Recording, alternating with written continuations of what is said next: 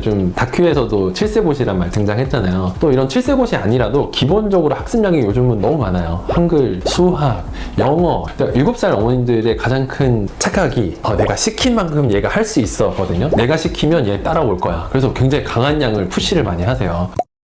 네, 안녕하세요. 착한 의사입니다. 오늘은 초등학교 입학을 앞둔 7살의 틱에 대한 얘기를 좀 해볼 텐데요. 사실 7살에서 8살이 틱이 가장 많이 관찰되는 시기라는 사실 알고 계신가요?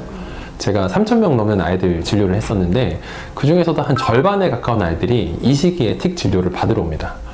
보통 틱을 악화시키는 요소가 스트레스라고 하잖아요. 근데 우리 7살 생각해보면 요즘은 7세고시라는 말도 등장했고 학습량도 많고 또 이제 유치원 졸업도 하고 입학을 앞둔 아주 어수선한 시기란 말이죠. 그래서 아이들의 긴장감이나 스트레스가 폭발하는 시기이기도 한데, 그래서 이 시기에 틱의 특징에 대해서 알고 또 이 주의사항에 대해 아신다면 부모님께서 대처하기가 한결 쉬우실 것 같아요. 그래서 오늘은 틱의 특징, 주의사항에 대해서 말씀을 드리겠습니다.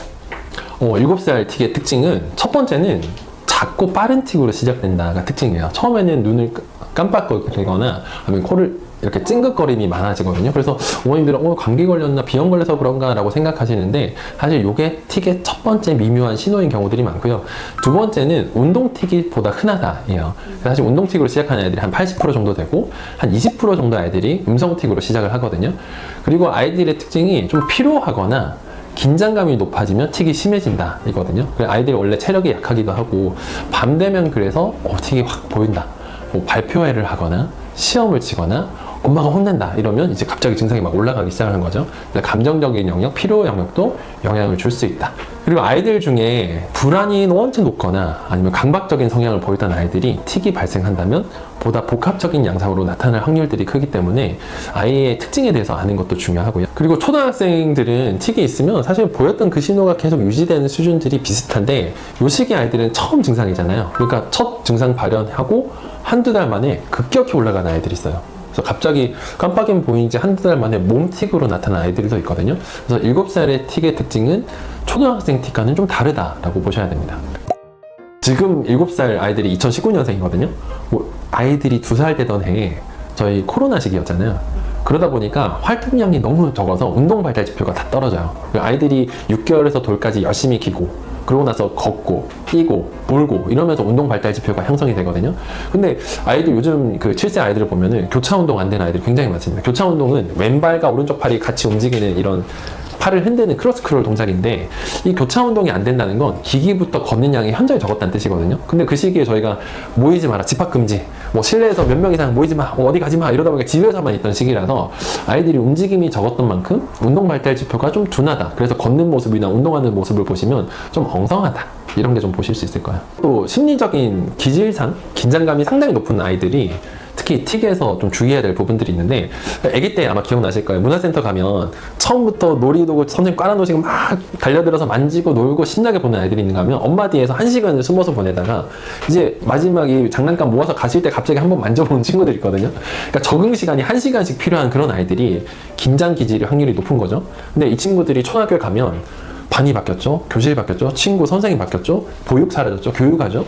그러니까 적응해야 될 게 너무 많아서 3월달이 될 때 긴장 기질이 높은 아이들이 틱이 좀 튀더라 하는 게 평균적으로 많이 보이긴 합니다. 실제로 저희 클리닉에 오는 아이들을 봤을 때 이런 특징이 있더라, 이런 것도 있을까요? 8살 초등학교 입학을 앞둘 때 치료했던 한 친구가 생각이 나거든요. 이 친구는 8살이 된 2월달에 내원을 했어요. 초등학교 입학 앞둔 정말 보름 직전이었는데, 이 친구가 아마 증상 보인 게 12월 말에서 1월쯤이었으니까 대략 한 달 약간 남짓한 시간 동안 처음에 깜빡임이었던 게 기침집, 고개에 젖힌 백굴렁임, 팔다리 튕김 다 나왔거든요. 그 전신복합틱이라 어머니 물어보셨어. 이 틱 나을 수 있냐? 2번, 학교 1년 후에 보내야 되냐? 이게 질문이실 정도로 상당히 심각한 수준이었는데, 이 친구를 일단 어리기 때문에, 그리고 치료를 하면서 회복할 수 있겠다는 전 생각이 들었고, 학교를 1년 늦게 보내면 친구들은 다 학교 가는데 그 빈 공백만큼 아이가 가질 그 부담감이 너무 클 것 같아서 일단 학교를 보내고 우리 치료를 열심히 해보자, 충분히 좋아질 거다. 그래서 이 아이는 1학기 때 정말 학교를 조퇴하고 내원을 했었고 치료를 열심히 받아서 여름방학쯤에는 복합틱이 상당히 많이 떨어졌고요. 2학기가 끝나는 12월쯤에는 부모님만 알아버리는 정도로 좀 증상이 많이 감소된 드라마틱하게 치료가 잘 된 친구인데, 이 친구의 이전 상황을 생각해보면 얘가 좀 불안 기질이 높았고요. 그리고 7살 때 동생이 태어났어요. 그러니까 그 완벽한 가족의 삼각구도가 딱 깨져버린 거죠. 거기서 오는 스트레스가 상당히 높았었고, 거기다가 긴장하니까 학교까지 가야 되니까 특히나 긴장 기질인데 너무 불안도가 올라갔었고, 그러면서 증상이 이렇게 요소에 의해서 포개지듯이 올라간 형태거든요. 그래서 이 친구를 치료했던 과정들을 좀 그려보면 감정적 요소를 풀어나가는 과정, 그리고 저하된 운동 발달 지표를 해소하는 과정 너무 중요했었고, 어린이들의 틱이 복합틱의 패턴을 그린다고 해도 부모님이 나을 수 있다고 꼭 생각을 하셔야 돼요. 부모님들이 보시기에는 조금 막막하실 수 있거든요. 이것도 걱정, 저것도 걱정. 지금 당장 해주면 좋은 한두 가지 말씀 주시면 어떤 게 있을까요? 일단은 그 7살, 8살 그 7세고시가 틱을 만드는 건 아니에요. 이 틱이 발현되는 평균적인 연령대를 보면 대략 한 7.8세, 7.9세 이렇게 기록 연구가 되어 있거든요. 그러니까 사실 이 시기는 그냥 틱이 잘 찾아오는 시기기는 해요. 근데 그 원인들이 보다 감정적인 영역에 있는 아이도 있을 수 있다는 거죠. 특히나 한국은 어린이들에게 굉장히 많은 압력과 스트레스를 요구를 하거든요. 공부라는 측면에서. 그래서 아이가 이 7세고시를 치를 때 자기도 알아요. 이게 어렵고 불편하고 긴장되고 합격과 불합격의 집 분위기가 달라진다. 불합격하게 되면 어머님들 표시 최대한 안 내려고 하시지만 표정 굳죠, 대화 없으시죠, 무거운 분위기 아이가 모를 리가 없거든요. 그러니까 아이도 자기가 떨어져서 이 상황을 굉장히 불편하게 받아들이고 이걸 또 표현하기도 그래요, 엄마에게. 그러니까 사실은 부모님께서 이 메시지를 처음에 굉장히 좀 잘 주셔야 되는데, 예를 들어 7세고시를 하는 아이다. 그러면 이 학원이 붙고 떨어지고가 아니라 너에게 가장 좋은 학원 찾아가는 길이다. 결론적으로 네가 다닐 이 학원이 너를 굉장히 성장시킬 학원을 찾는 거고, 좋은 선생님, 좋은 학원 찾으러 가보는 거라 우리 진짜 시험을 치고 좋은 학원 찾아보자. 이런 기준으로 말씀을 해주셔야 되고요. 두 번째는 7세고시의 모든 학원들마다 시험을 다 치는데, 이 학원들마다 시험을 치면 10번 넘게 시험을 쳐야 돼요. 근데 이게 아이 입장에서도 굉장히 긴장된 시간이라는 거죠. 그래서 시험 횟수를 좀 조정을 해주셔야 돼요. 적어도 아이의 레벨에 잘 맞는 학원, 그거보다 조금 높은 학원, 좀 안전한 학원 해서, 우리 대학 입시도 지원을 3번만 하는데 아이가 10번 넘는 시험을 치면 당연히 불안해지거든요. 이 우리가 불안을 느끼는 편도체라는 공포뇌와 틱과 관련된 운동 기저귀라는 운동뇌가 사실은 영향을 계속 받아요. 근데 이 불안이라는 거는 장사가 없습니다. 한 번, 두 번, 세 번 받는다고 익숙해지는 공간이 아니라, 이건 네거티브 피드백, 그러니까 받으면 받을수록 익숙해져가 아니라 받으면 받을수록 더 불안해져이거든요. 그래서 학원에 시험 치는 횟수를 일단 최소화 시켜주시는 것도 필요로 하죠. 그리고 또 긴장이 좀 높은 아이라면 학교 주변도 걸으시고요. 집에서 학교 가는 그 루트도 제 발로 걸어가면서 엄마가 뒤따라갈 테니까 너 혼자 한번 가봐, 이런 놀이도 하시고, 주말에 운동장 출입이 된다면 가셔서 운동도 열심히 하고 축구도 한 판 하고 오세요. 이게 아이도 이 학교를 보면서 긴장되는 마음이 어떤 친구를 만날까, 와 운동장 진짜 넓다, 선생님은 누굴까, 이렇게 기대감으로 바뀔 수 있거든요. 그래서 아이가 적응하는 데는 그렇게 미리 한 번씩 학교를 다녀오시는 것도 충분히 도움 많이 됩니다. 저도 이제 딸이 8살이거든요. 작년에 7세고시를 경험을 했어요. 사실 부모님 마음 똑같잖아요. 그러니까 아이 좋은 학원 보내고 싶고 좋은 곳에 가서 열심히 하는 모습 보고 싶은 게 부모님 마음인데, 근데 이게 아이가 잘해주는 만큼 욕심이 나니까 그 욕심의 기준점이 자꾸 올라가는 게 문제가 되거든요. 근데 이 모든 과정에서 아이가 그냥 단순히 시험을 치고 뭐 학원에 붙는다 이렇게 바라보시면 제일 중요한 걸 놓치게 됩니다. 바로 아이의 마음인데, 아이가 이 과정을 통해서 뭐 떨어지면 슬플 수도 있고 붙으면 기쁠 수도 있고 공부하는 과정 하나하나가 너무 힘들 수도 있잖아요. 근데 이 과정에서 아이 감정을 읽어주는 대화를 하지 않고 그냥 지나가시면 감정적 해소가 되지 않으면서 이게 틱이 될 수도 있고 불안이 될 수도 있고 아주 짜증과 예민이 될 수도 있거든요.